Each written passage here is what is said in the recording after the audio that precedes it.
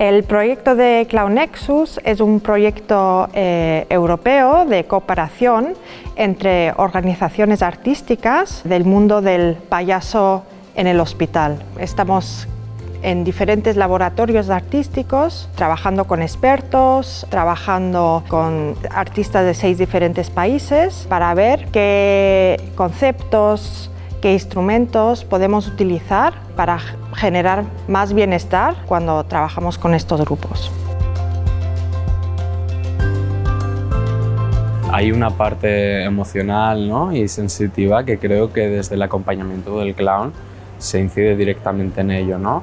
Más a más cuando estamos hablando de personas con demencia, que sabemos que esta parte cognitiva, esta racionalidad está un poco más deteriorada, ¿no? Y en ocasiones está muy deteriorada, con lo cual el poder hacer una intervención que vaya a incidir sobre las emociones cuando es lo que sabemos que dura hasta el final de la vida, tiene muchísimo sentido para trabajar con una persona con demencia. Según entran ya en la sala donde vayan a hacer el acompañamiento, el ambiente cambia, la gente conecta al momento. Cuánto valor esto que se genera, ¿no? Todo este material que es capaz de generar Payapupas y las conexiones que hace, ¿no? Si es desde esta expresión artística donde la persona al final conecta, donde la persona está y quiere participar y relacionarse.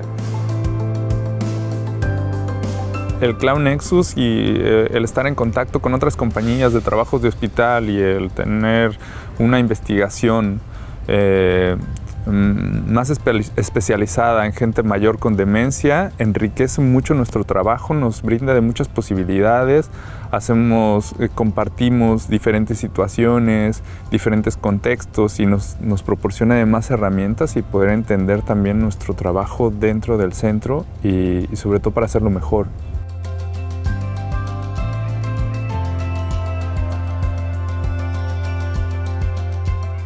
Para las personas mayores con demencia, lo bonito es que a través del juego del clown, ¿no?, a través del juego emocional del clown, las personas pueden conectar otra vez con el mundo, pueden expresar sus emociones y con ellas pueden jugar, ¿no? Y en el momento en que yo como payasa reconozco a la persona, le estoy dando esa personalidad que la enfermedad le ha quitado, ¿no?